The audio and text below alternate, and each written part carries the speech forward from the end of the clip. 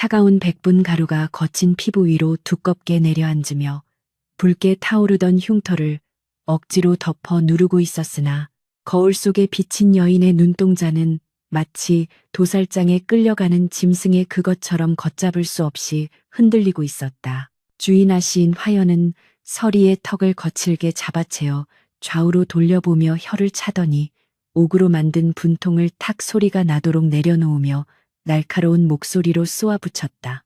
더 두껍게 바르거라.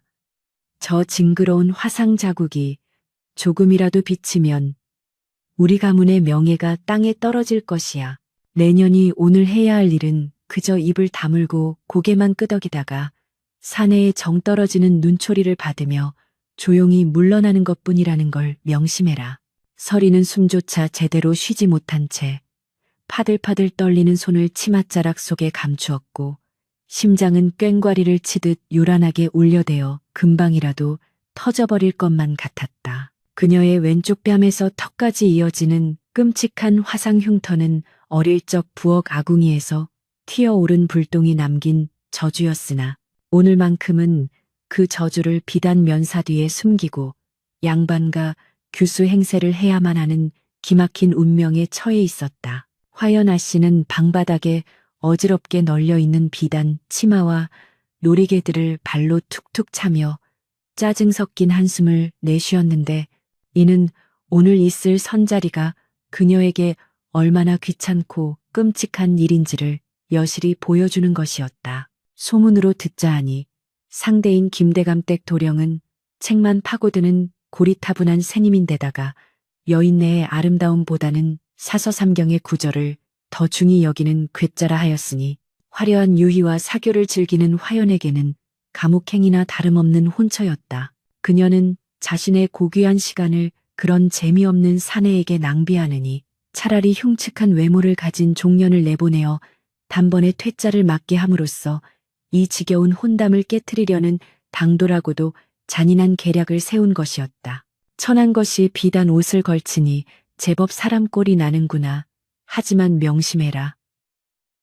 그 면사가 벗겨지는 순간 내년은 죽은 목숨이다. 화연의 서슬퍼런 위협은 단순한 겁박이 아니었기에 서리는 마른 침을 삼키며 거울 속의 낯선 여인, 즉 가짜 화연을 멍하니 바라보았다. 서리의 몸을 휘감은 것은 최고급 명주실로 짠 진홍색 치마와 은은한 연꽃 무늬가 수놓아진 저고리였는데 평생 무명천 쪼가리만 걸치고 살아온 그녀의 피부에는 그 부드러운 감촉이 오히려 가시처럼 따갑게 느껴졌다.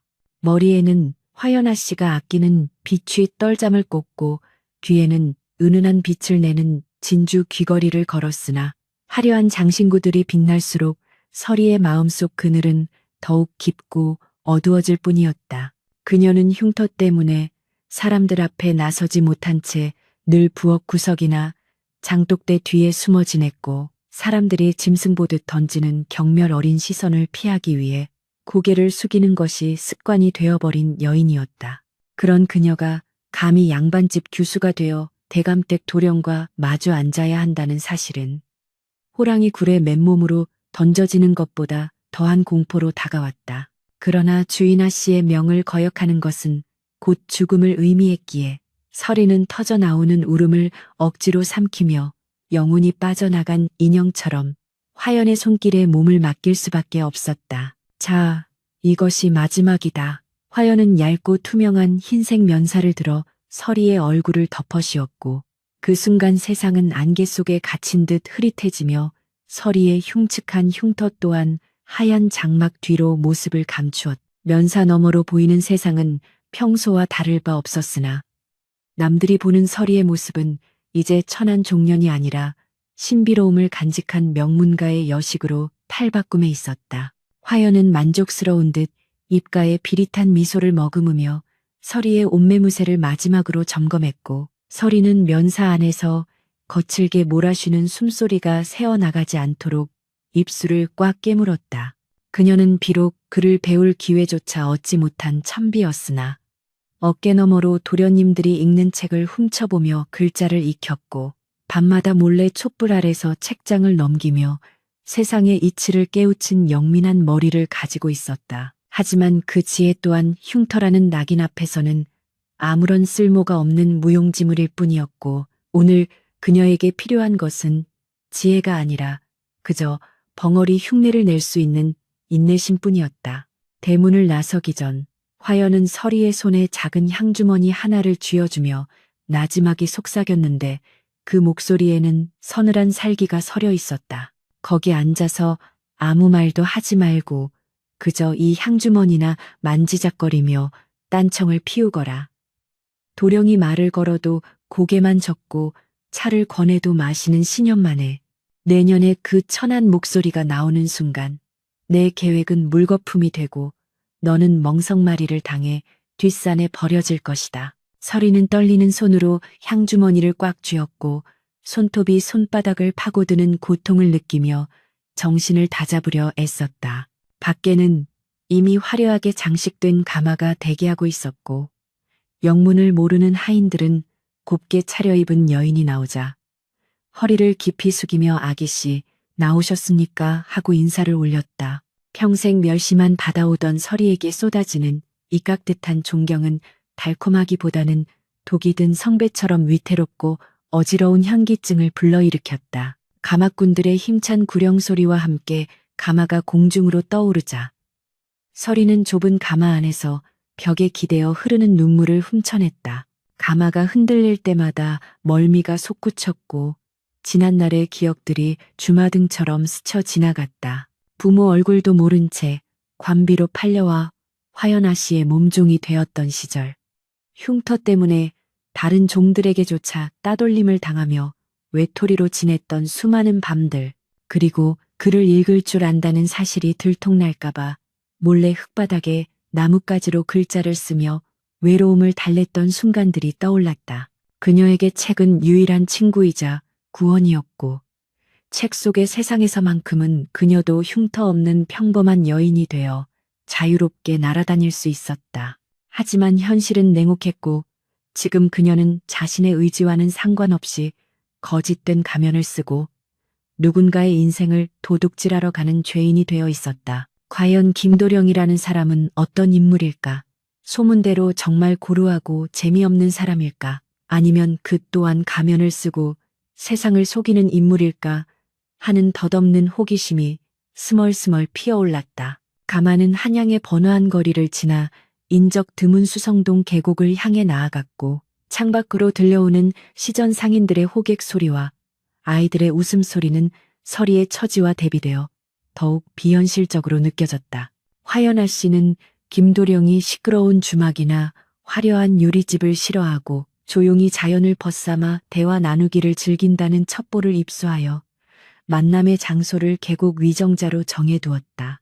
물소리와 새소리만이 존재하는 그 고요한 곳에서 서리는 자신의 숨소리조차 죄악처럼 느껴질 것 같은 두려움에 사로잡혔다. 만약 도령이 면사 뒤에 흉터를 꿰뚫어 본다면, 만약 말실수를 하여 천한 사투리가 튀어나온다면, 온갖 불길한 상상들이 꼬리에 꼬리를 물고 이어지며 서리의 목을 조여왔다. 그녀는 차라리 가마가 뒤집히거나 갑자기 비가 쏟아져 이 만남이 취소되기를 간절히 기도했으나 하늘은 무심하게도 청명하기 그지없었고 가마는 야속할 정도로 빠르게 목적지를 향해 달려가고 있었다. 마침내 가마가 멈춰서고 가마꾼에 도착하였습니다. 아기씨라는 우렁찬 외침이 서리의 귓가를 때렸다. 심장이 발밑으로 뚝 떨어지는 듯한 충격과 함께 서리는 떨리는 손으로 가마문을 조심스럽게 밀고 밖으로 나섰다. 눈부신 햇살이 면사 위로 쏟아져 내렸고 싱그러운 풀냄새와 맑은 계곡 물소리가 오감을 자극해왔다. 저만치 떨어진 정자에는 이미 누군가가 먼저 와 기다리고 있는 듯 옥색 도포 자락이 바람에 펄럭이는 모습이 언뜻 보였다. 그 뒷모습은 생각보다 꼿꼿하고 단단해 보였으며 주위의 풍경과 어우러져 한 폭의 그림처럼 고고한 기품을 풍기고 있었다. 서리는 발을 떼기가 무섭게 도망치고 싶은 충동을 느꼈으나 등 뒤에는 화연아 씨가 심어놓은 감시역의 노파가 매서운 눈으로 지켜보고 있었기에 옴짝달싹할 수 없는 처지였다. 한 발짝 두 발짝 정자를 향해 걸음을 옮길 때마다 서리의 발끝에서 사그락거리는 자갈 소리가 천둥 소리처럼 크게 들려왔다. 면사 자락이 바람에 날려 살짝 들춰질 때마다 그녀는 황급히 고개를 숙여 얼굴을 가렸고 옷 속은 이미 식은 땀으로 흥건하게 젖어 있었다. 정자에 다다르자 책을 읽고 있던 사내가 인기척을 느끼고 천천히 몸을 돌렸다. 역광을 받아 얼굴이 잘 보이지 않았으나 그가 뿜어내는 기운은 날카로우면서도 깊이 있는 묵직함을 담고 있었다. 그가 바로 소문 무성한 김대감 댁의 장자 김서윤 도령이었다. 그는 자리에서 일어나 정중하게 허리를 숙이며 인사를 건넸는데 그 목소리는 마치 깊은 산속 옹달샘에서 울려 퍼지는 물방울 소리처럼 맑고 낮게 깔려 서리의 가슴을 파고들었다. 기다리고 있었습니다. 낭자. 먼 길 오시느라 고생이 많으셨습니다. 그 순간 서리는 자신이 지금 서 있는 곳이 현실인지 꿈인지 분간할 수 없는 몽롱함에 빠져들었다. 눈앞의 사내는 그녀가 상상했던 고리타분한 늙은이 같은 모습이 아니었다.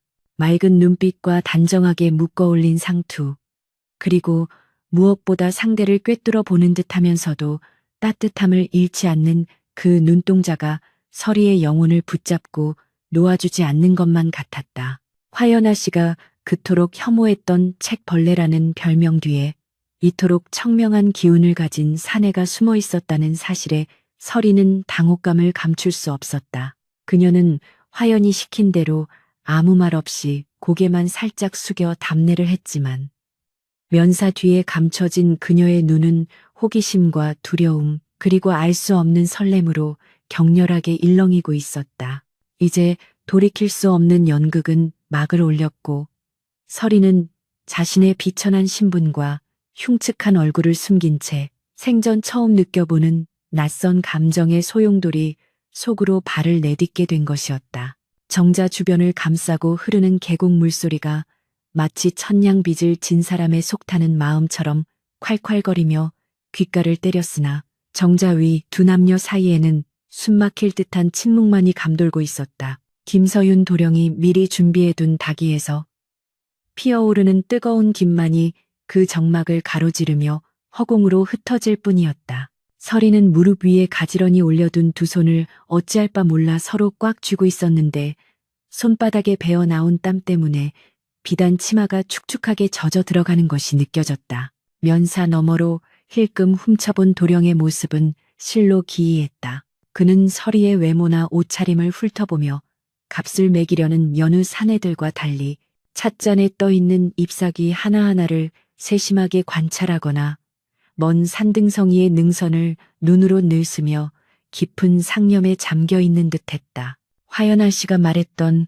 고리타분한 새님이라는 표현이 틀린 것은 아니었으나 그 고리타분함 속에는 범접할 수 없는 단단한 기품과 고요함이 서려 있어 서리는 저도 모르게 마른 침을 삼켰다. 이곳 수성동은 물소리가 맑아 마음의 때를 씻어내기에 좋은 곳이라지요.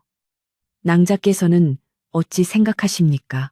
도령이 찻잔을 들어 입가에 가져가며 나직이 던진 첫 물음에 서리는 심장이 덜컥 내려앉는 기분이었다.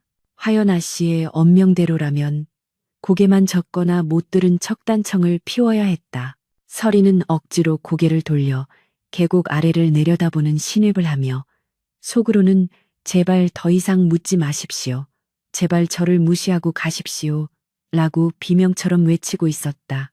도령은 대답 없는 그녀를 탓하지 않고 오히려 입가에 옅은 미소를 띠며 말을 이었다. 하긴 소문에 듣자 하니 낭자께서는 풍류보다는 화려한 연회를, 정적인 산수보다는 북적이는 장터를 즐기신다 들었습니다. 이런 심심한 곳으로 모시게 되어 송구할 따름입니다. 그의 목소리에는 비난의 기색이 없었으나 뼈 있는 한마디 한마디가 서리의 가슴을 콕콕 찔러왔다. 그것은 서리가 아닌 화연을 향한 세간의 평판이었지만 지금 그 허울을 쓰고 앉아있는 것은 서리 자신이었기에 묘한 수치심이 밀려왔다.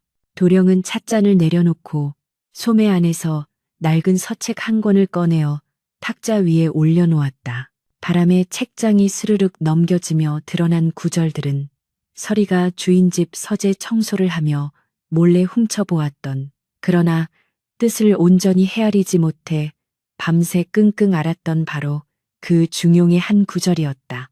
도령은 무심한 듯 책장을 손끝으로 쓸어내리며 혼잣말처럼 읊조렸다. 군자는 편안하게 처신하며 천명을 기다리고 소인은 위험을 무릅쓰고 요행을 바란다 하였습니다. 저는 이 문구를 읽을 때마다 의구심이 듭니다. 과연 세상의 모든 기다림이 미덕이 될 수 있는 것인지, 아니면 때로는 위험을 감수하고서라도 쟁취해야 할 진실이 있는 것은 아닌지 말입니다. 도령의 시선이 면사 뒤에 숨은 서리의 눈을 정면으로 응시했다. 그것은 단순한 질문이 아니라 상대방의 깊이를 가늠해 보려는 날카로운 시험이었다. 화연아 씨라면 이 상황에서 하품을 하거나 그런 골치 아픈 이야기는 질색입니다라며 자리를 박차고 일어났을 것이다. 서리는 입술을 깨물었다. 침묵해야 한다. 바보처럼 보여야 한다. 하지만 도령의 그 질문은 서리가 평생을 안고 살아온 화두와도 같은 것이었다. 흉터 때문에 방구석에 처박혀 천명을 기다리듯 죽은 듯이 살아야 하는지, 아니면 비난과 멸시의 위험을 무릅쓰고 세상 밖으로 나가 자신의 가치를 증명해야 하는지, 그녀는 매일 밤 눈물로 베개를 적시며 고민해왔던 것이다. 가슴속 깊은 곳에서 뜨거운 무언가가 치밀어 올랐다. 평생 억눌려왔던 말하고 싶은 욕망, 누군가와 대화하고 싶은 갈증이 화연아 씨의 서슬퍼런 경고를 압도하기 시작했다. 도령이 그녀의 침묵을 무지로 오해하고 실망한 기색을 내비치며 책을 덮으려던 찰나, 면사 뒤에서 가늘지만 또렷한 목소리가 흘러나왔다. 기다림이 미덕이 되는 것은 그 끝에 닿을 곳이 있을 때뿐이라 생각합니다. 도령의 손이 멈칫했다. 그는 믿을 수 없다는 표정으로 고개를 들어 서리를 바라보았다. 서리는 자신의 입에서 튀어나간 말에 스스로 놀라 입을 틀어막고 싶었으나 이미 엎질러진 물이었다. 한 번 터진 둑은 거칠게 무너져 내렸고 그녀의 목소리는 떨리지만 단호하게 이어졌다. 때를 기다리는 것과 그저 흘러가는 대로 방치하는 것은 다르지 않겠습니까? 겨울 눈 속에서도 매화가 꽃을 피우는 것은 봄이 오기를 기다리기 때문이 아니라 추위를 뚫고서라도 향기를 뿜어내야만 하는 생명이 있기 때문일 것입니다. 그러니 위험을 무릅쓰는 소인의 행위라 할지라도 그것이 생명을 위한 몸부림이라면 군자의 기다림보다 못하다 할 수 없을 것입니다.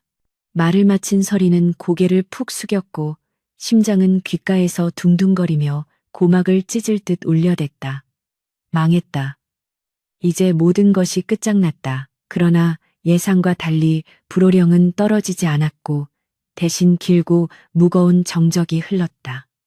두려움에 질려 살짝 고개를 든 서리는 김서윤 도령의 눈빛을 보고 숨을 멈췄다. 그의 눈은 놀라움과 경탄, 그리고 알 수 없는 희열로 불타오르고 있었다.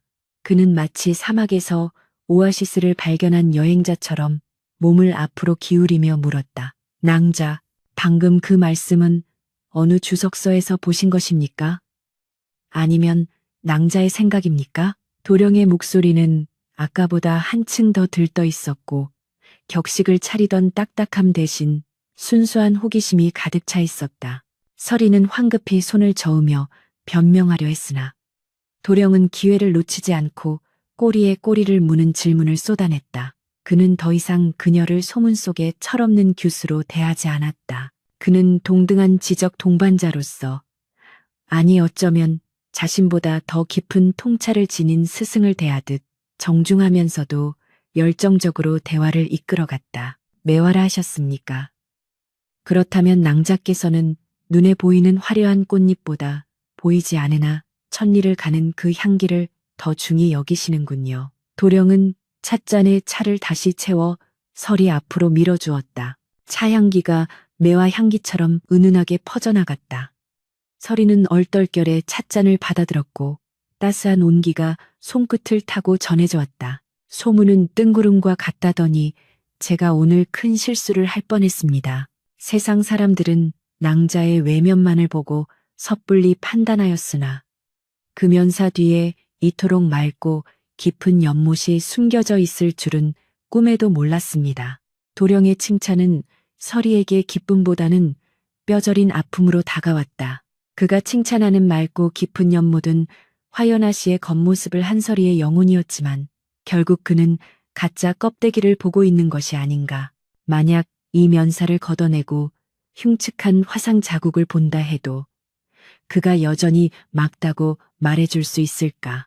죄책감과 환희가 뒤섞인 혼란 속에서도 대화는 멈추지 않았다. 도령은 시경의 구절을 인용하여 세상의 부조리를 논했고 서리는 부엌대기로 살며 겪었던 밑바닥 인생의 경험을 빗대어 그에 화답했다. 서리의 답변은 책상 물림 선비들의 공허한 이론이 아니라 흙바닥에서 구르며 체득한 생생한 삶의 지혜가 녹아 있었기에 도령에게는 더욱 신선하고 충격적으로 다가왔다. 책 속의 글자는 죽어 있으나 낭자의 말씀은 살아서 숨을 쉬는군요. 도령은 감탄을 금치 못하며 서리에게서 눈을 떼지 못했다. 그는 자기도 모르게 손을 뻗어 면사자락을 잡으려다 황급히 멈칫했다. 남녀가 유별하고 초면인 자리에 무례를 범할 뻔했다는 자각과 함께 면사 뒤에 가려진 여인의 진짜 얼굴을 보고 싶다는 강렬한 열망이 충돌하고 있었다. 시간이 얼마나 흘렀는지도 모를 만큼 두 사람은 대화에 깊이 빠져들었다. 해가 뉘엿뉘엿 넘어가며 계곡물이 황금빛으로 물들기 시작할 무렵 멀리서 기다리던 감시역 노파가 헛기침을 하며 눈치를 주었다. 그제야 서리는 퍼뜩 정신이 들었다. 자신이 무슨 짓을 저지른 것인가. 벙어리 흉내를 내기는커녕 도령의 마음을 완전히 사로잡을 만큼 현란한 말솜씨를 뽐내고 말았던 것이다. 화연아 씨가 이 사실을 알게 된다면 멍석말이 정도로 끝나지 않을 것이 분명했다. 공포가 다시금 엄습해왔다. 서리는 자리에서 벌떡 일어났다. 이만 가보아야겠습니다. 그녀의 목소리는 파르르 떨리고 있었다. 도령 또한 아쉬움 가득한 표정으로 자리에서 일어났다. 벌써 시간이 그리 되었습니까? 오늘 나눈 말씀 제 평생 잊지 못할 것입니다. 부디 다시 뵐 수 있기를 고대하겠습니다. 그의 간절한 눈빛을 마주하기 괴로워 서리는 고개를 돌렸다. 다시 만날 수 없다. 다시 만나서도 안 된다. 이것은 하룻밤의 꿈이어야만 했고 깨어나면 사라질 신기루여야 했다. 서리는 도망치듯 정자 계단을 내려갔다. 비단 치마가 발에 걸려 휘청거렸지만 뒤도 돌아보지 않고 가마를 향해 내달렸다. 가마꾼들이 당황하며 가마를 대령했고 서리는 몸을 숨기듯 가마 안으로 뛰어들었다. 가마 문이 닫히는 순간 서리는 참고 있던 숨을 몰아쉬며 가슴을 움켜쥐었다. 심장이 너무 빠르게 뛰어서 갈비뼈가 아플 지경이었다. 향주머니를 쥔 손은 하얗게 질려 있었다. 하지만 두려움 속에서도 거부할 수 없는 한 가지 감정이 피어오르고 있었다. 난생 처음으로 누군가가 자신의 말에 귀를 기울여 주었다는 사실. 흉측한 외모가 아닌 자신의 생각과 영혼을 바라봐준 사람이 생겼다는 벅찬 감동이었다. 비록 그것이 거짓된 신분 위에서 이루어진 기만일지라도 그 순간만큼은 서리는 천한 여종이 아닌 세상에서 가장 존귀한 여인이 된 기분이었다. 멀어지는 가마를 바라보던 김서윤 도령은 정자 기둥에 기대어 한참 동안이나 자리를 뜨지 못했다. 그의 손에는 서리가 당황하여 떨어뜨리고 간 작은 손수건이 들려 있었다. 싸구려 무명천에 엉성하게 수놓인 매화 한 송이. 그것은 명문가 규수가 지니기에는 너무나 초라하고 낡은 물건이었으나 도령은 그것을 보물이라도 되는 양 소중하게 쥐어보았다. 비단 옷 속에 감춰진 것이 비단결 같은 마음인지 아니면 상처 입은 영혼인지 내 반드시 알아내고야 말 것이다. 바람에 실려오는 매화 향기 속에 도령의 혼잣말이 낮게 흩어졌다. 그의 눈빛은 이제 단순한 호기심을 넘어 운명을 건 집요한 탐구심으로 번뜩이고 있었다. 계곡의 물소리는 여전히 요란했지만 두 사람의 가슴 속에 일어난 파동은 그보다 훨씬 더 거세고 위험한 것이었다. 달빛이 창호지문을 은은하게 비추는 깊은 밤. 서리는 떨리는 손으로 먹을 갈고 있었다. 벼루의 고인 검은 물은 마치 그녀의 타들어가는 속마음처럼 짙고 깊었으며 방 안 가득 퍼지는 묵향은 그녀를 현실의 비참함에서 잠시나마 있게 해주는 마취제와도 같았다. 화연아 씨는 이미 비단 금침 위에서 세상 모르고 잠들어 있었고 코를 골며 뒤척이는 소리가 간헐적으로 들려왔다. 서리는 숨소리조차 죽인 채 낮에 김서윤 도령에게서 온 서신을 다시 한번 펼쳐들었다. 최고급 한지에 쓰인 유려한 필체는 마치 살아있는 용이 춤을 추는 듯 힘이 넘치면서도 그 행간에는 여인을 향한 조심스러운 연모의 정이 봄아지랑이처럼 피어오르고 있었다. 도령은 서신에서 물었다. 달은 차면 기울고 꽃은 피면 지는 것이 세상의 이치라. 하나 제 마음속에 뜬 다른 그대라는 태양을 만나 영원히 지지 않을까 두렵습니다. 낭자의 마음밭에는 지금 어떤 꽃이 피어 있습니까? 서리는 붓을 들어 그 물음에 답을 적어 내려갔다. 이것은 주인의 명을 받아 대피라는 거짓된 답장이었으나 붓 끝에서 흘러나오는 감정만은 그 어떤 진실보다 뜨겁고 절실했다. 그녀는 자신의 흉측한 얼굴을 잊고 천한 신분을 잊고 오직 종이 위에서만큼은 김서윤 도령과 대등하게 영혼을 나누는 정인이 되었다. 달빛이 아무리 밝다 한들 어둠이 없으면 그 빛을 발할 수 없듯 도령님의 빛나는 문장은 저의 비천한 침묵 속에서 비로소 완성되는 듯합니다. 제 마음 밭에는 이름 없는 들꽃이 피었으나 도령님의 눈길이 닿아 비로소 향기를 머금게 되었습니다. 글자 하나하나를 적을 때마다 서리의 가슴은 벅차오름과 죄책감으로 세차게 요동쳤다. 이 편지가 닿을 곳은 도령의 품이지만 그가 떠올릴 얼굴은 서리가 아닌 화연이라는 잔인한 현실이 붓을 잡은 손을 무겁게 짓눌렀다. 처음 도령에게서 서신이 도착했을 때 화연아 씨는 질색하며 편지를 바닥에 내동댕이 쳤었다. 아이고 지겨워라. 만나서도 공자왈 맹자왈 하더니 글로도 사람을 들볶는구나. 내년이 알아서 적당히 답장하거라. 나는 그 깨알 같은 글씨만 봐도 머리가 지끈거린다. 화연에게 있어 도령의 서신은 그저 귀찮은 숙제에 불과했으나 서리에게는 생명줄과도 같은 것이었다. 서리는 밤새워 답장을 썼고 그녀의 문장은 도령의 마음을 사로잡았다. 그렇게 시작된 서신 교환은 어느새 계절이 바뀌도록 이어지고 있었다. 도령은 서신과 함께 귀한 서책이나 향기 나는 난초, 때로는 곱게 말린 곶감 같은 소박한 선물들을 보내오곤 했다. 물론 그 모든 선물은 화연아 씨의 차지가 되었으나 그 속에 담긴 마음과 글귀만은 오롯이 서리의 것이었다. 그러던 어느 날 기류가 바뀌기 시작했다. 장터에 나갔다 돌아온 화연아 씨의 표정이 심상치 않게 일그러져 있었다. 야, 서리 너 이리 와봐라. 화연은 신경질적으로 부채를 접으며 서리를 불러 세웠다. 장터에 나가니 온통 김대감댁 도령 칭찬뿐이더구나. 그 샌님이 과거 급제는 따놓은 당상인데다가 암행어사 박문수 이후로 최고의 인재라나 뭐라나. 게다가 오늘 멀리서 지나가는 걸 봤는데 제법 훤칠하더구나. 화연의 눈빛에 탐욕이 서리기 시작했다.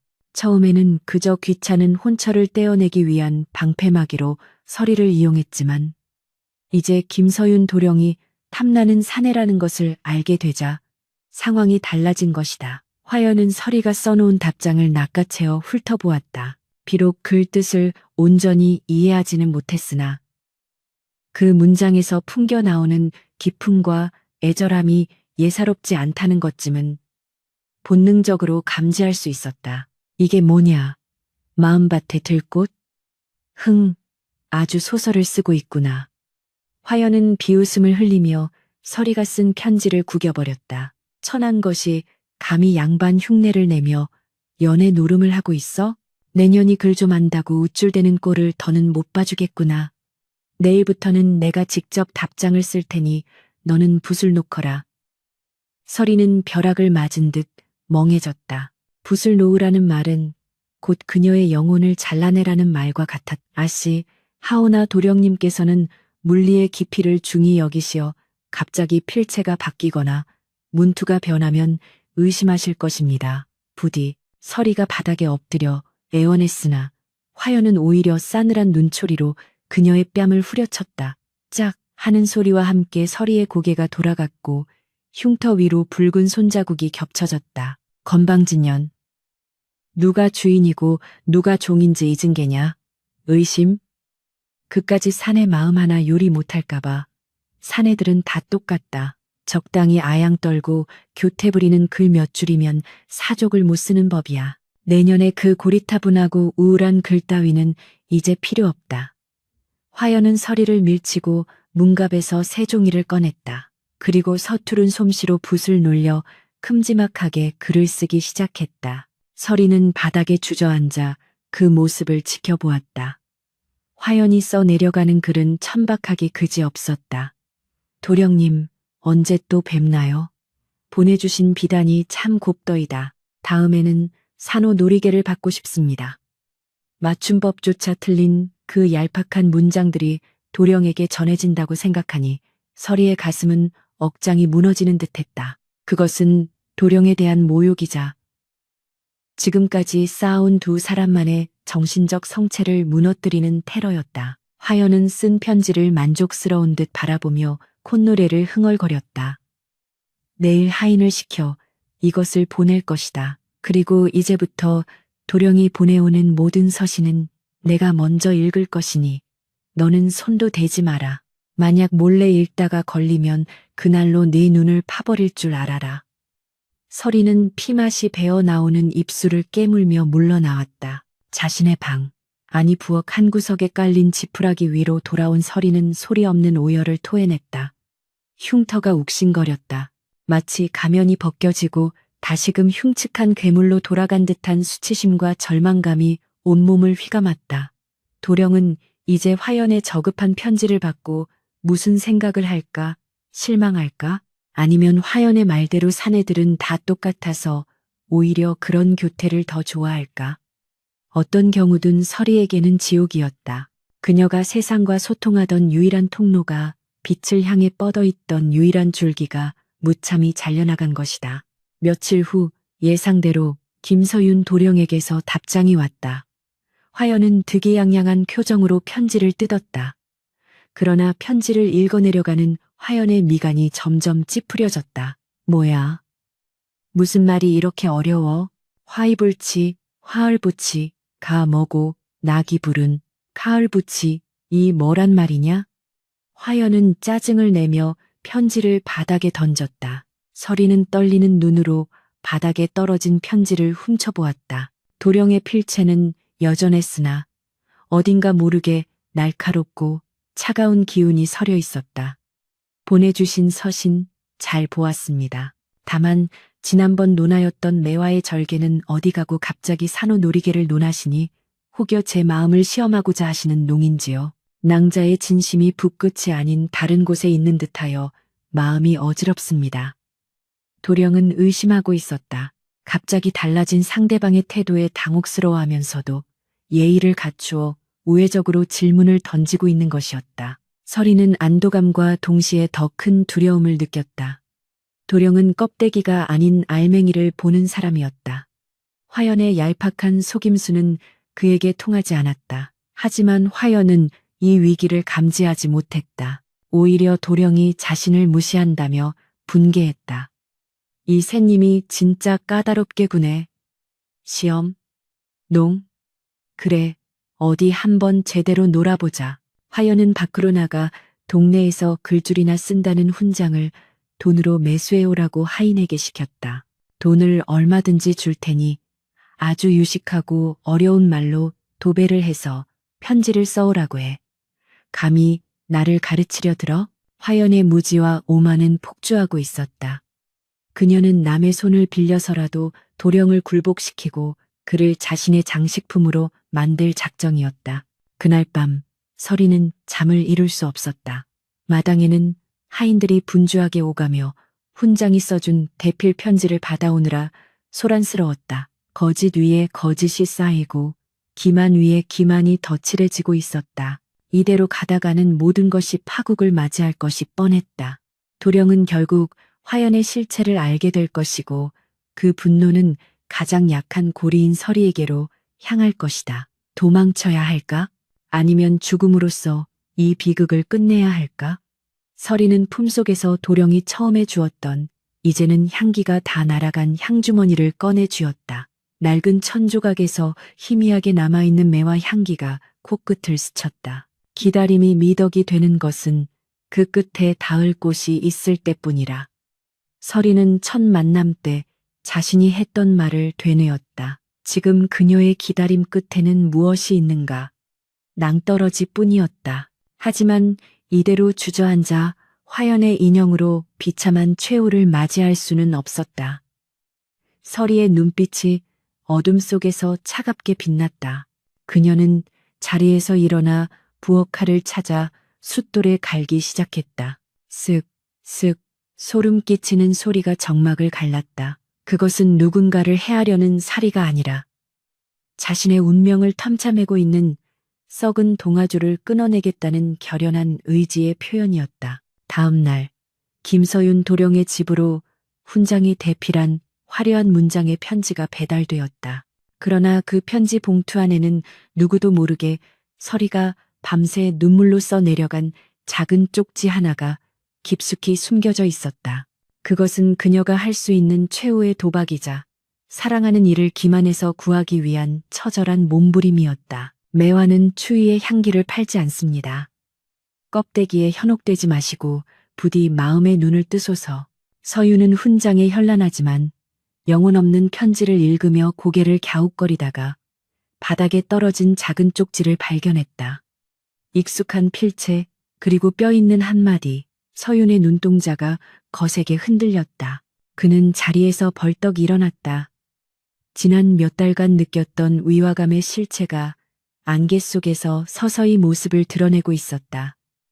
채비를 하라. 내 오늘 밤 껍데기 속에 숨은 진짜 주인을 만나러 갈 것이다. 도령의 목소리에는 서리빨 같은 결단이 서려 있었다. 엇갈린 욕망과 거짓 속에서 마침내 진실을 향한 폭풍우가 몰아치기 시작했다. 밤바람이 대나무 숲을 스치며 내는 소리가 마치 원한에 사무친 귀신들의 울음소리처럼 흉흉하게 들려오는 밤이었다. 화연의 방 안에는 팽팽한 긴장감이 감돌고 있었는데 바닥에는 깨진 도자기 조각들이 널려 있었고 화연은 분을 이기지 못한 채 씩씩거리고 있었다. 그녀는 서리의 멱살을 잡고 흔들며 독사 같은 눈빛으로 쏘아붙였다. 내년이 감히 쪽지를 숨겨 매화가 어쩌고 향기가 어쩌고 해? 내 오늘 너를 죽여서 뒷간에 쳐넣지 않은 것을 다행으로 여겨라. 화연의 소나기 힘에 서리의 낡은 저고리 깃이 뜯겨 나갔으나 서리는 저항할 기력조차 잃은 채 초점 없는 눈으로 허공만 응시할 뿐이었다. 날이 밝으면 서리는 저 멀리 섬마을 염전의 노비로 팔려갈 운명이었다. 화연은 이미 인신매매상과 값을 치렀고 김서윤 도령과의 혼사는 자신이 직접 나서서 어떻게든 마무리 지을 요량이었다. 어차피 사내놈들은 얼굴만 반반하면 그만이야. 글 따위 몰라도 침소에서 녹여주면 그만인 것을. 화연의 비릿한 욕망이 방 안을 가득 채웠다. 그때였다. 대문을 두드리는 소리가 요란하게 울려 퍼지더니 김대감 댁 하인이 숨을 헐떡이며 달려들어왔다. 김서윤 도령님께서 급히 전할 말씀이 있다 하십니다. 화연은 소스라치게 놀라 옷매무새를 다듬으며 문을 열었다. 하인이 내민 것은 서신이 아니라 당장 만나자는 전갈이었다. 달빛이 유난히 밝아 잠을 이룰 수 없으니 지난번 못다 한 매화 이야기를 나누고 싶습니다. 지금 즉시 수성동 정자로 와주시오. 내 귀한 손님을 모시고 기다리겠소. 귀한 손님이라니? 그리고 하필이면 지금. 화연의 안색이 하얗게 질렸다. 그녀는 매화에 대한 시구절은커녕 서리가 도령과 무슨 이야기를 나누었는지조차 까맣게 모르고 있었다. 지금 나갔다가는 무식이 탈로 날 것이 뻔했고 그렇다고 거절하기에는 도령의 기세가 너무도 강경했다. 화연은 입술을 깨물며 불안하게 방 안을 서성이다가 구석에 처박혀 있던 서리를 향해 고개를 돌렸다. 일어나라. 이것 사. 화연의 목소리가 비굴하게 떨렸다. 오늘만이다. 오늘 딱 한 번만 네가 가서 수습해라. 내가 몸이 아파 말을 못한다고 핑계를 대든 내 그 현란한 말솜씨로 도령의 혼을 빼놓든 해서 그 매와 타령을 끝내고 오란 말이다. 만약 실수하면 알지. 내년에 늙은 어미 무덤까지 파헤쳐버릴 테다. 서리는 멍하니 고개를 들었다. 이것이 마지막 기회일까? 아니면 파멸을 향한 마지막 걸음일까? 거부할 수 없는 운명의 수레바퀴가 다시금 그녀를 짓눌렀다. 서리는 주인이 던져준 비단 옷을 주섬주섬 챙겨 입었다. 차가운 비단 감촉이 시체에게 입히는 수혜처럼 느껴졌다. 다시 한번 면사를 쓰고 얼굴을 가리자 거울 속에는 화려하지만 텅 빈 껍데기뿐인 허수아비가 서 있었다. 화연은 혹시나 하는 마음에 자신이 몸종으로 변장하여 서리를 따라가기로 했다. 감시의 눈길을 번뜩이며 두 여인은 어둠이 짙게 깔린 계곡을 향해 발걸음을 옮겼다. 정자에 도착했을 때 주변은 쥐 죽은 듯 고요했고 오직 타오르는 횃불만이 바람에 일렁이며 기괴한 그림자를 만들어내고 있었다. 김서윤 도령은 정자 한가운데에 앉아 있었는데 평소에 온화하던 기색은 온데간데 없고 서리빨 같은 냉기만이 그의 주위를 감돌고 있었다. 그리고 그의 옆에는 낯선 노인이 한 명 앉아 있었는데 그는 당대 최고의 문장가로 알려진 서대감이었다. 귀한 손님이 바로 그였던 것이다. 서리는 본능적으로 위험을 감지하고 뒷걸음질 치려 했으나 몸종으로 변장한 화연이 등 뒤에서 날카로운 송곳으로 찌르듯 밀어붙였다. 어서 가서 앉아. 화연의 낮은 속삭임이 귓가에 스쳤다. 서리는 도살장에 끌려온 소처럼 떨리는 다리를 이끌고 도령의 맞은편에 앉았다. 면사 너머로 보이는 도령의 눈빛은 마치 죄인을 신문하는 판관의 그것처럼 매서웠다. 어서 오십시오. 도령의 목소리에는 높낮이가 없었다. 그는 찻잔을 들어 입술을 적신 후 옆에 앉은 서 대감에게 고개를 돌렸다. 대감, 이분이 바로 제가 말씀드렸던 천리 밖에서도 향기를 맡을 수 있다던 그 매와 같은 분이십니다. 서대감은 흥미롭다는 듯 수염을 쓰다듬으며 서리를 뚫어지라 쳐다보았다. 호, 그 글 솜씨가 예사롭지 않다 들었네. 내 오늘 몇 가지 물어보아도 되겠는가? 이것은 단순한 만남이 아니라 검증을 위한 청문회였다. 서리는 마른 침을 삼켰다. 도령은 탁자 위에 두 장의 편지를 나란히 올려놓았다. 하나는 화연이 훈장을 시켜 쓴 화려한 문장의 편지였고 다른 하나는 서리가 몰래 넣었던 쪽지였다. 낭자, 도령이 입을 열었다. 이 두 편지는 필체도 다르고 담고 있는 뜻도 정반대입니다. 하나는 탐욕을 노래하고 하나는 절개를 노래하지요. 저는 혼란스럽습니다. 낭자의 진심은 과연 어느 쪽에 있는 것입니까? 도령의 시선이 면사를 뚫고 서리의 눈동자에 박혔다. 뒤에서 지켜보던 화연은 안절부절 못하며 손톱을 물어뜯었다.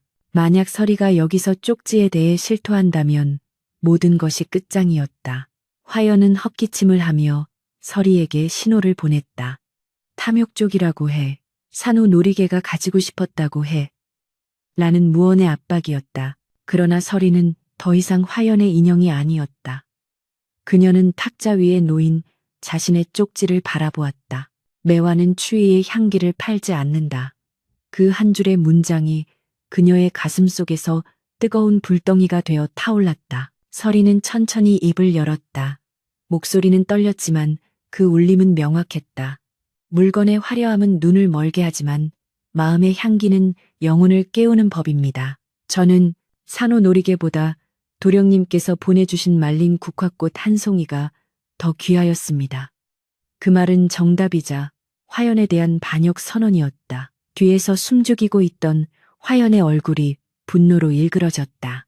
서 대감이 무릎을 탁 치며 감탄했다. 과연 소문대로 비범한 식견이로고. 그런데 자네 어찌하여 목소리가 그리 떨리는가? 그리고 왜 면사를 쓰고 있는 게야? 이리 좋은 밤에 얼굴을 마주하고 대담을 나누는 것이 예의가 아니겠는가? 서 대감의 제안에 도령도 고개를 끄덕였다. 그렇습니다. 이제 그만 그 답답한 면사를 거두시지요. 제가 보고 싶은 것은 낭자의 거칠애가 아니라 그 안에 담긴 진실된 얼굴입니다. 도령이 손을 뻗어 면사를 거두려 하자 서리는 반사적으로 몸을 뒤로 뺐다. 아니 되옵니다. 제 얼굴은 감히 도령님께 보여드릴 수 없는 흉한 것입니다. 서리의 거절은 연기가 아닌 뼈저린 진심이었다. 그녀의 흉터는 단순한 상처가 아니라 그녀를 채삼매는 족쇄였고 이 가면을 벗는 순간 도령의 눈에 서릴 경멸과 혐오를 감당할 자신이 없었다. 도령의 손이 허공에서 멈칫했다. 그러나 그때 분노를 참지 못한 화연이 자리에서 뛰쳐나왔다. 이 천한년이 감히 양반들 앞에서 유세를 떨어 화연의 이성은 끊어졌다. 그녀는 자신이 몸종 행세를 하고 있다는 사실조차 잊은 채 서리에게 달려들어 머리채를 잡았다. 내년이 주인을 능멸하고 도령을 꼬드겨 어디서 감히 순식간에 정자는 아수라장이 되었다. 서 대감은 놀라 뒤로 물러났고 도령은 자리에서 벌떡 일어났다. 이게 무슨 짓이냐? 도령의 호통에도 아랑곳하지 않고 화연은 악기처럼 서리를 몰아세웠다. 도령님, 속지 마십시오. 이녀는 제 몸종입니다.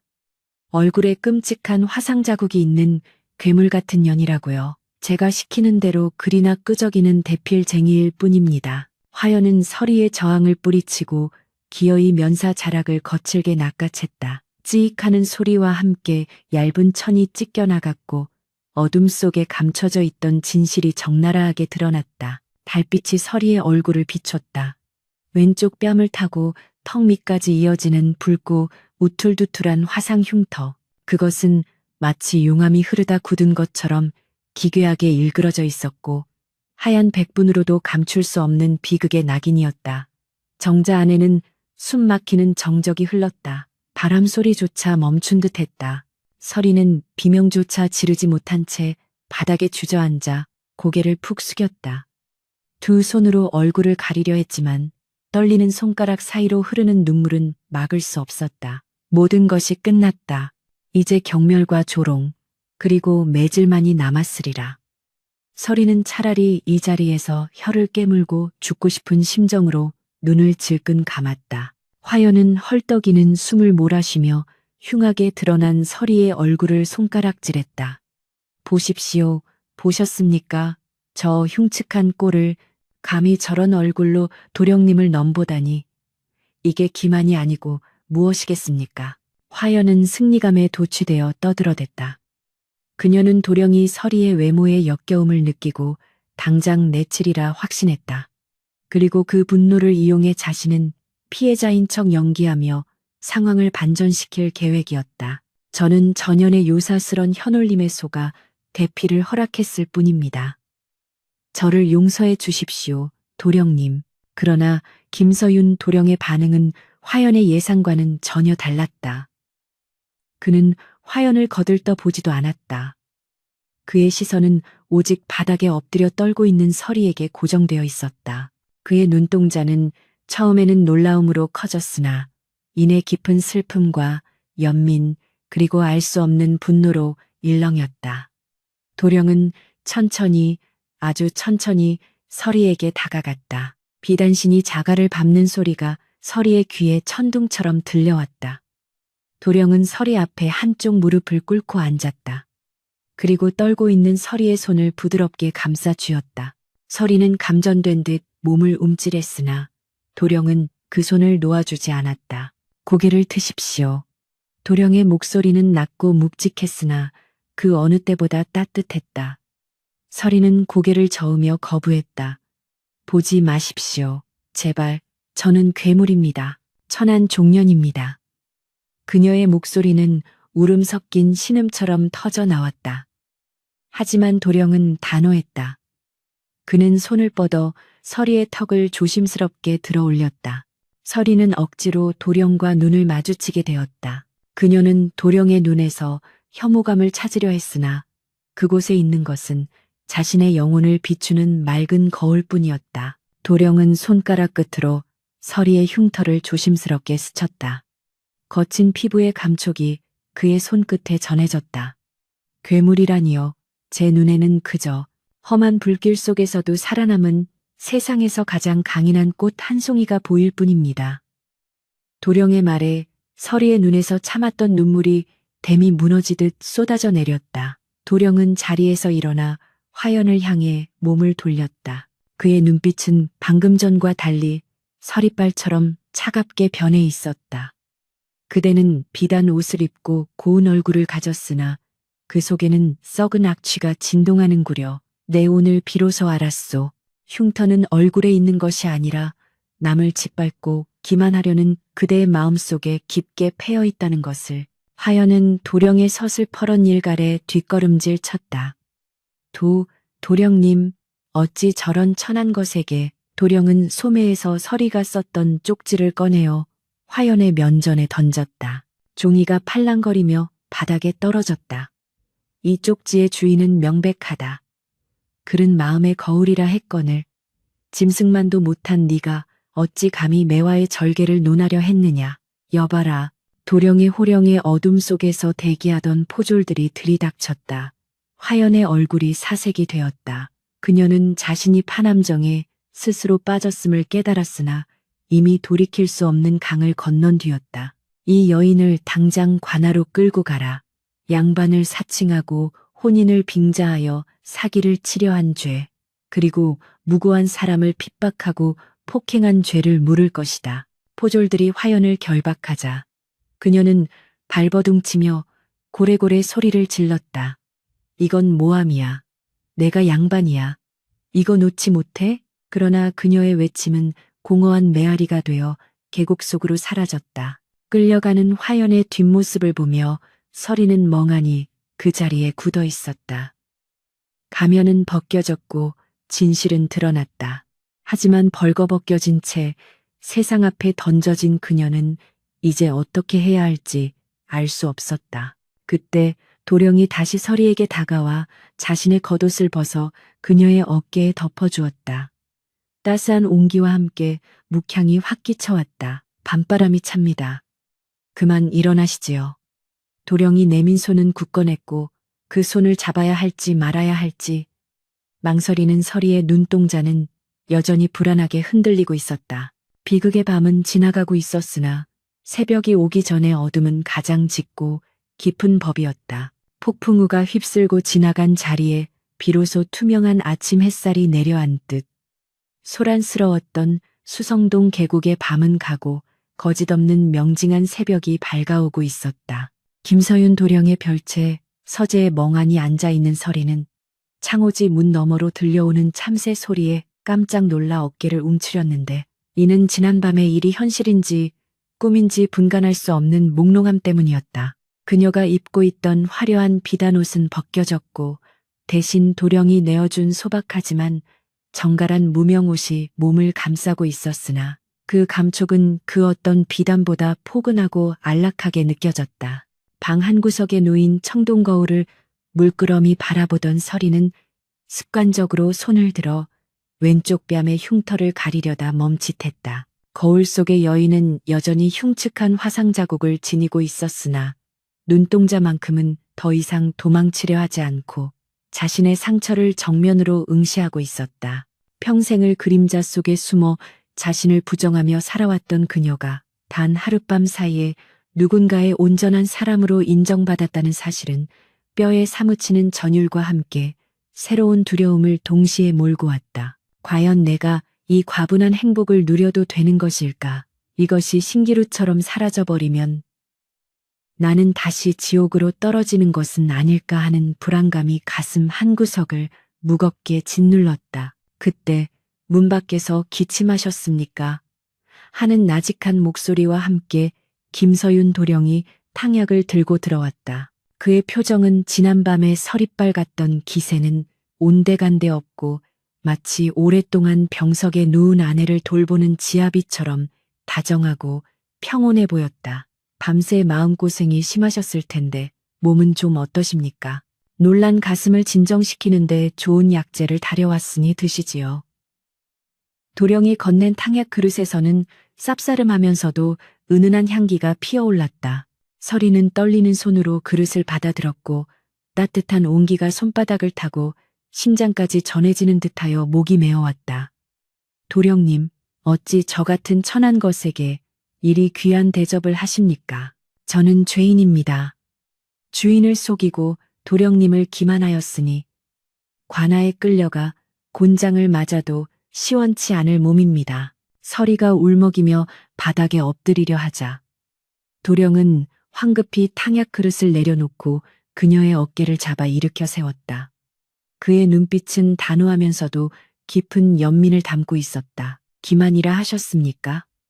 진정으로 나를 속인 것은 겉만 번지르르 하고 속은 썩어 문드러진 그대의 주인이었지 그대가 아닙니다. 나는 그대가 쓴 글을 통해 이미 그대의 영혼을 보았고 지난밤 그대의 용기를 통해 진실을 확인했습니다.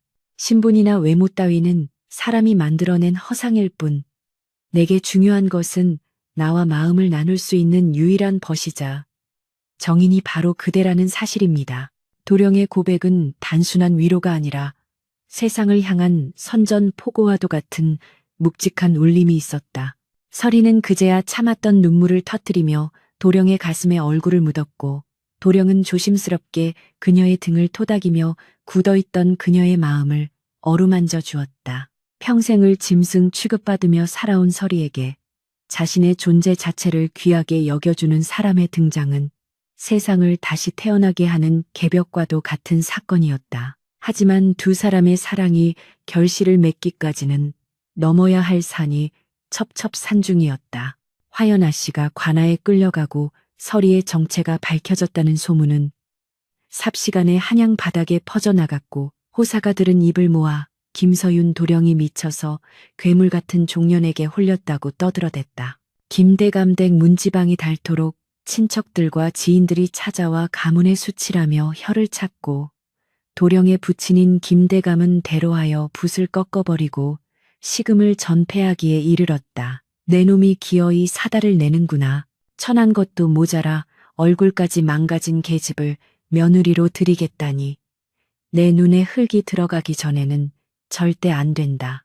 김대감의 호통소리가 담장을 넘어 골목까지 울려 퍼졌으나 서유는 부친의 방문 앞에 무릎을 꿇고 며칠 밤낮을 꼼짝하지 않고 석고대죄를 올렸다. 비가 억수같이 쏟아지는 밤에도 다약볕이 내리쬐는 낮에도 그는 자세를 흐트러뜨리지 않은 채 묵묵히 자신의 뜻을 관철했다. 아버님, 소자가 배운 성현의 말씀에 덕이 있는 자는 외롭지 않다 하였습니다. 그 여인은 비록 얼굴에 상처가 있고 신부는 미천하나 그 마음의 깊이와 덕망은 그 어떤 양반집 규수보다 높고 맑습니다.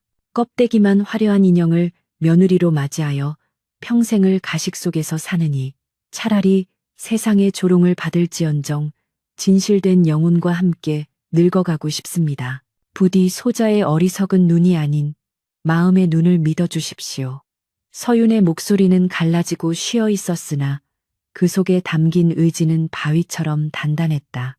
집안의 반대와 세상의 손가락질 속에서 서리는 몇 번이나 도망치려 짐을 쌌으나 그때마다 서윤은 귀신같이 알고 나타나 그녀의 손목을 잡았다. 그대가 떠나면 나도 떠납니다.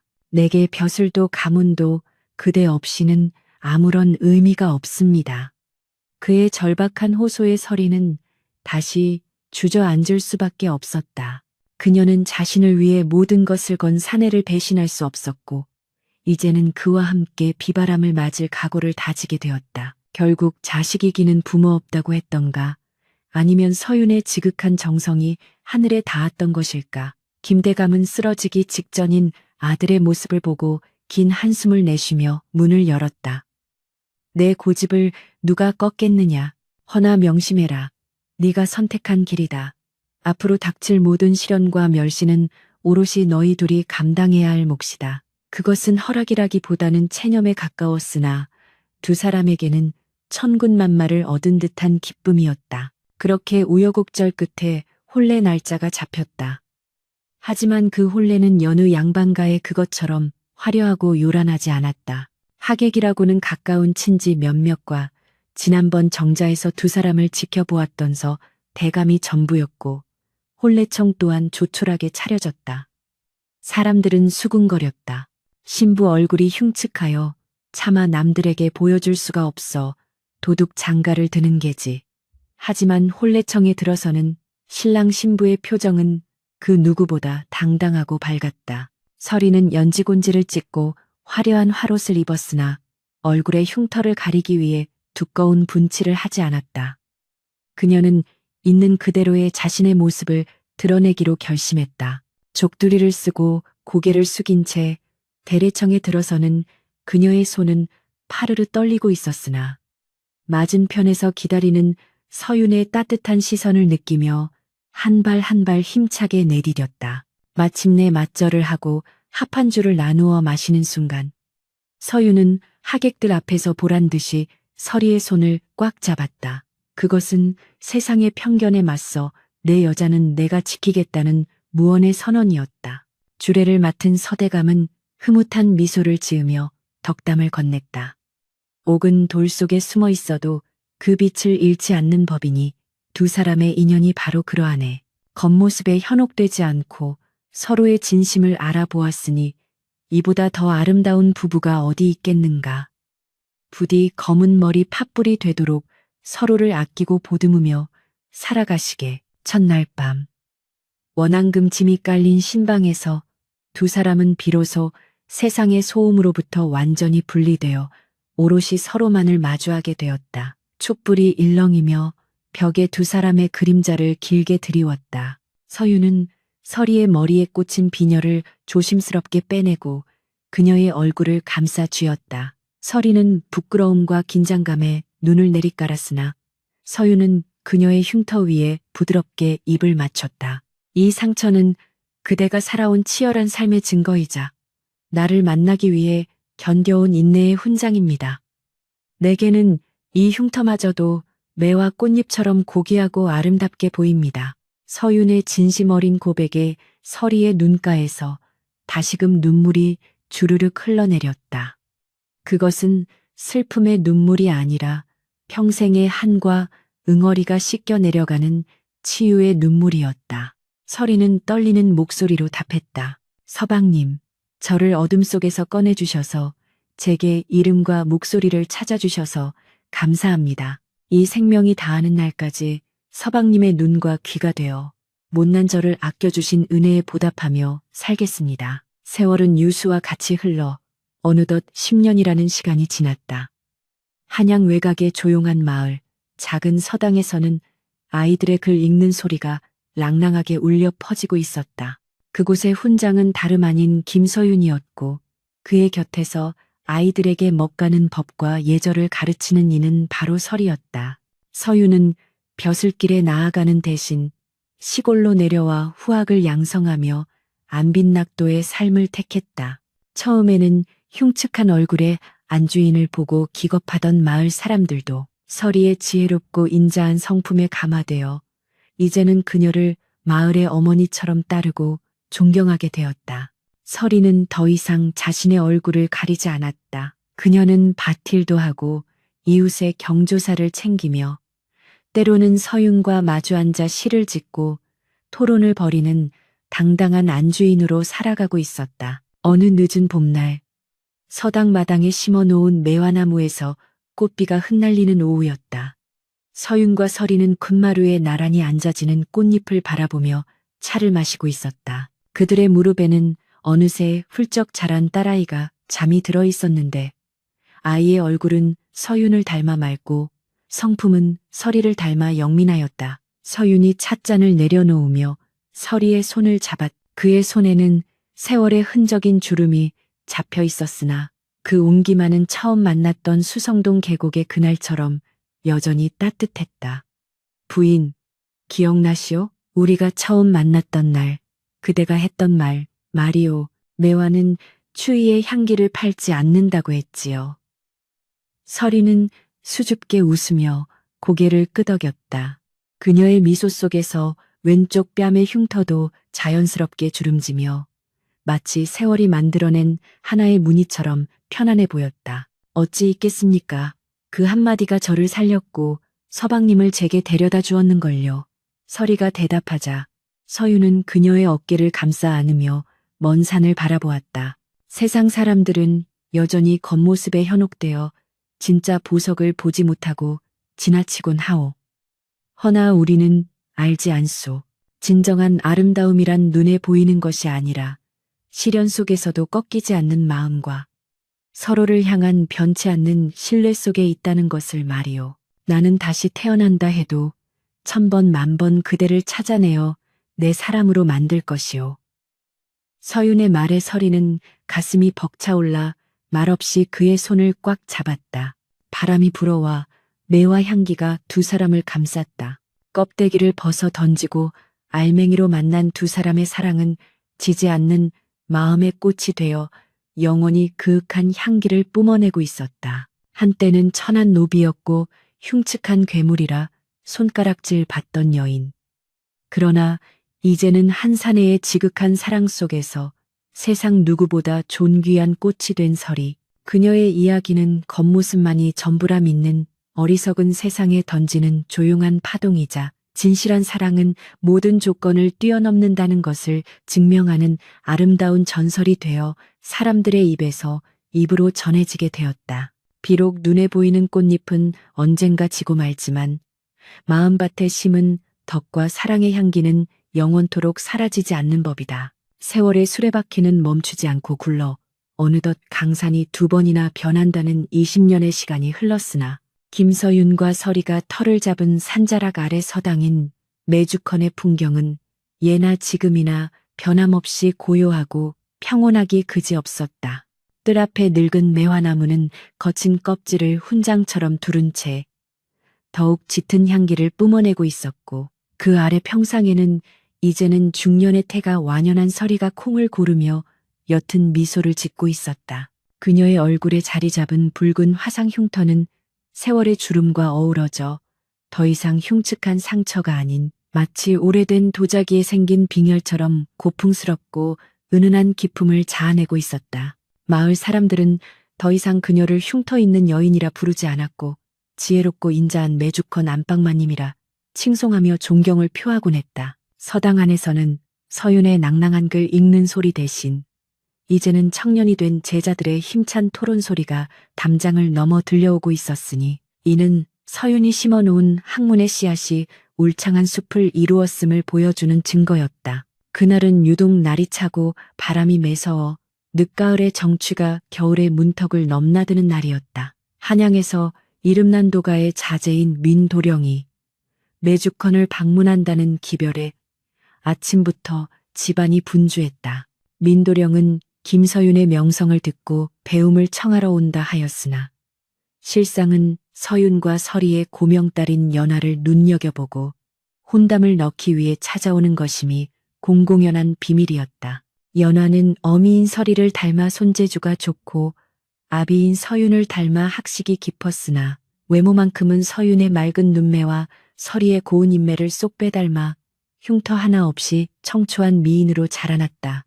그러나 연하는 자신의 외모를 칭찬하는 사내들보다는 서책의 깊이를 논하고 세상의 이치를 고민하는 일을 벗으로 삼기를 원했기에 줄을 잇는 혼담 자리를 마다하고 서당의 아이들을 가르치는 일에만 전념하고 있었다. 서리는 콩을 담은 바구니를 옆으로 치우며 한숨을 내쉬었다. 부디 거칠에만 요란한 빈 껍데기가 아니어야 할 텐데 그녀의 걱정은 과거 자신이 겪었던 아픔에서 비롯된 노파심이자 딸만큼은 진실된 사람을 만나기를 바라는 어미의 간절한 기도였다. 마침내 요란한 말발굽 소리와 함께 민도령 일행이 대문 앞에 당도했다. 비단으로 지은 도포 자락을 휘날리며 말에서 내리는 민도령의 모습은 멀리서 보아도 귀공자의 태가 흘렀으나 그 눈빛에는 오만함이 서려 있었고 입가에는 비릿한 웃음이 걸려 있었다. 서유는 정중하게 손님을 맞이하여 사랑방으로 들였고 서리는 부엌에서 정갈하게 다과상을 준비했다. 사랑방에서 오고 가는 대화 소리가 문틈으로 새어나왔다. 김 선생님, 소문대로 이곳의 풍광이 아주 기가 막힙니다. 이런 곳에 묻혀 지내시기에는 선생님의 학식이 너무 아깝지 않으십니까? 제가 한양에 큰 기와집을 한 채 마련해 드릴 테니 따님과 함께 상경하시어 제 가문의 스승이 되어주시는 것이 어떻겠습니까?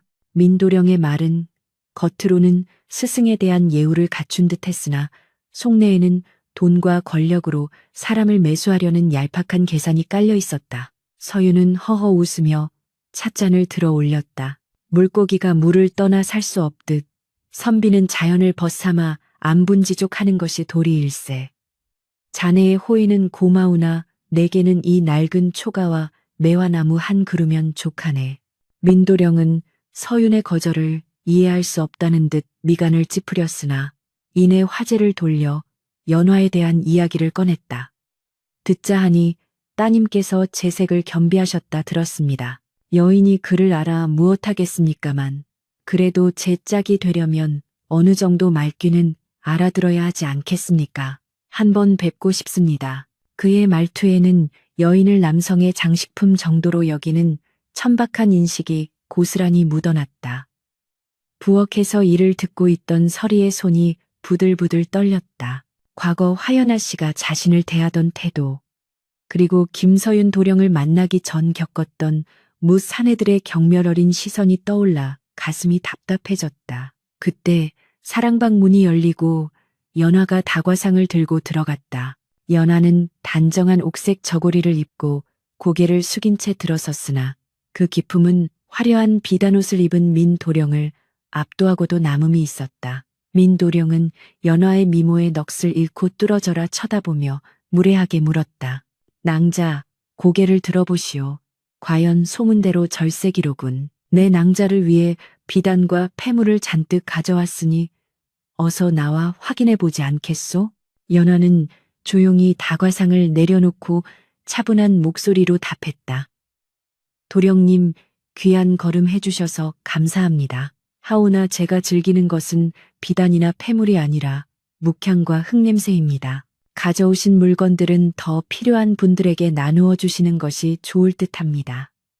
연화의 정중하면서도 단호한 거절에 민도령의 얼굴이 불그락 푸르락해졌다.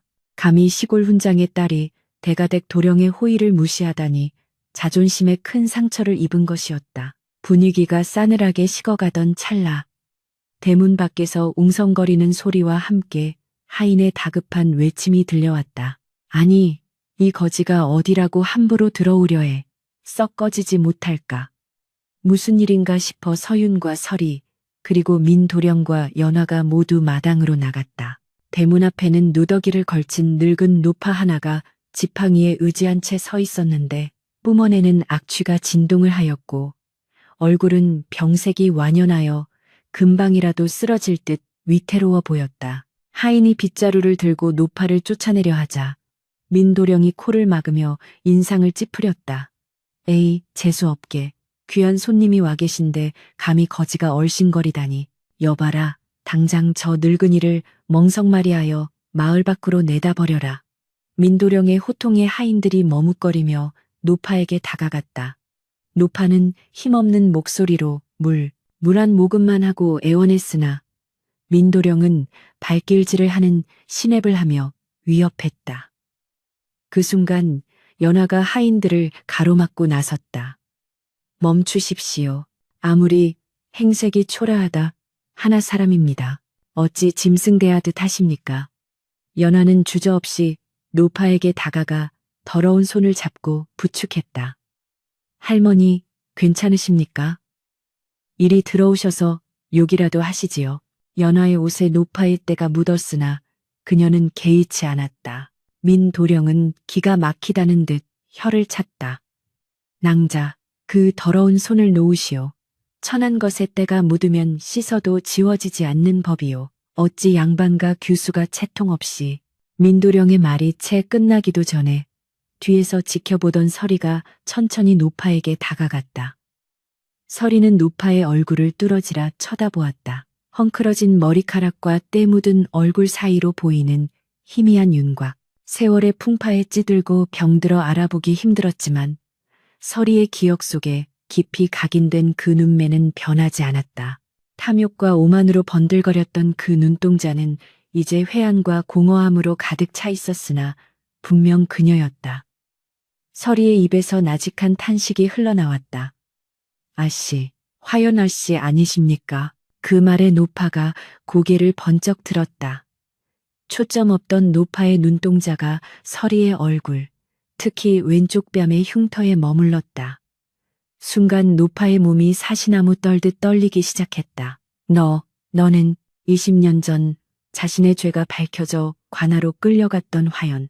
그 후 가세가 기울고 노비로 전락하여 온갖 고초를 겪으며 떠돌이 생활을 했다는 소문만 무성했던 그녀가 거짓골이 되어 서리 앞에 나타난 것이었다. 서리는 비단 옷을 입고 떵떵거리던 옛 주인이 이토록 비참한 몰골로 변해버린 현실 앞에서 복수심보다는 인생 무상의 덧없음을 느꼈다. 화연은 서리의 고운 옷차림과 기품 있는 모습, 그리고 흉터마저 당당하게 드러낸 그 얼굴을 보며 수치심에 고개를 들지 못했다. 자신이 그토록 멸시했던 흉물은 귀부인이 되어 있고 자신은 짐승만도 못한 꼴이 되었으니 이는 하늘이 내린 준엄한 심판과도 같았다. 민도령은 상황을 파악하지 못한 채 끼어들었다. 이 거지가 낭자의 아는 사람입니까? 아니, 과거에 모시던 주인이라니요. 설마 낭자의 어미가 천비 출신이란 말입니까? 민도령은 경멸 가득한 눈빛으로 서리와 연화를 번갈아 보았다.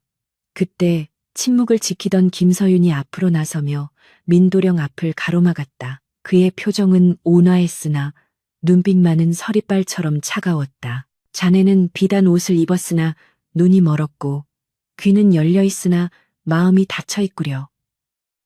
내 아내는 천비 출신이 맞네. 허나 그녀의 영혼은 자네가 입은 비단보다 고귀하고 그녀가 베푸는 자비는 자네 가문의 재산보다 값진 것일세. 자네처럼 껍데기만 옌는 이는 내 딸의 짝이 될 자격이 없으니 당장 물러가게. 서윤의 호통은 쩌렁쩌렁하게 마당을 울렸다. 민도령은 얼굴이 홍당무처럼 달아올라 씩씩거렸다. 이런 천한 것들과 어울려 살다 보니 훈장님도 노망이 나신 모양입니다. 네, 다시는 이곳에 발을 들이지 않을 것입니다.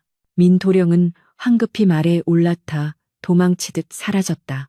먼지가 가라앉은 마당에는 정적만이 감돌았다. 서리는 떨고 있는 화연의 손을 잡고 햇마루에 앉혔다. 연화야, 따뜻한 국밥 한 그릇 말아오거라. 그리고 광에 있는 무명옷 한 벌도 가져오렴. 화연은 눈물을 뚝뚝 흘리며 서리의 손을 뿌리치려 했다. 네, 내가 무슨 염치로 나를 비웃거라. 침을 뱉고 욕을 해도 할 말이 없다.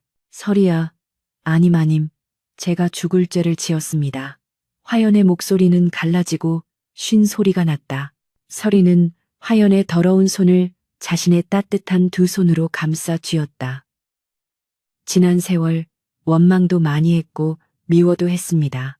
허나 아씨 덕분에 그를 알게 되었고 그 글 덕분에 서방님을 만났으니 어찌 보면 아씨는 제게 귀인이나 다름없습니다. 이제 다 지난 일입니다. 밥 한 술 뜨시고 기운 차리십시오. 서리의 말에는 가식이 없었다. 그녀는 이미 서윤의 사랑으로 마음의 상처를 치유받았기에 남을 용서할 수 있는 넉넉한 품을 가지게 된 것이었다. 화연은 서리의 무릎에 얼굴을 묻고 오열했다. 잘못했다. 정말 잘못했다. 껍데기는 나였어. 흉측한 건 내 마음이었어. 그녀의 통곡 소리가 메주컨의 담장을 넘어 늦가을 하늘로 흩어졌다. 화연은 며칠간 메주컨에 머물며 기력을 회복한 뒤 서리가 챙겨준 노잣돈과 옷가지를 들고 떠나겠다고 고집을 부렸다. 내 이곳에 더 머물면 너희 부부에게 누가 될 뿐이다. 내 남은 생은 속죄하며 조용히 살다가 가겠다. 떠나는 화연의 뒷모습은 올 때보다 한결 가벼워 보였다. 그녀는 비록 가진 것은 없었으나 평생 짊어지고 있던 탐욕과 오만의 짐을 내려놓은 듯했다.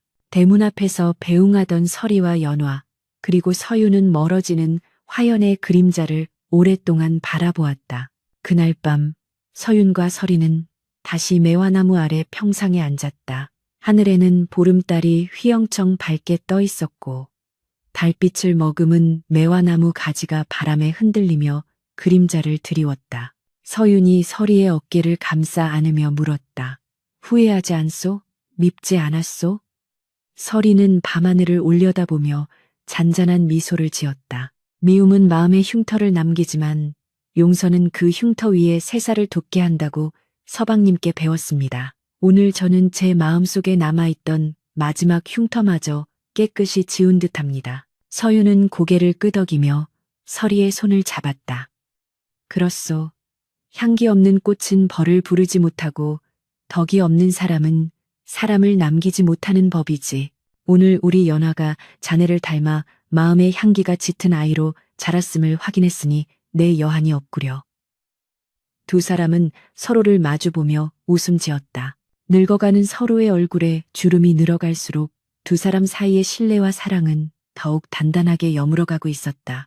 왼쪽 뺨의 흉터도, 천한 신분의 꼬리표도, 세상의 편견도 그들의 사랑 앞에서는 아무런 장애물이 되지 못했다. 바람이 불어와 매화나무 가지를 흔들자 마른 잎사귀 몇 개가 춤을 추듯 떨어져 내렸다. 겨울이 지나면 다시 봄이 올 것이고 이 늙은 매화나무에는 또다시 향기로운 꽃이 피어날 것이다.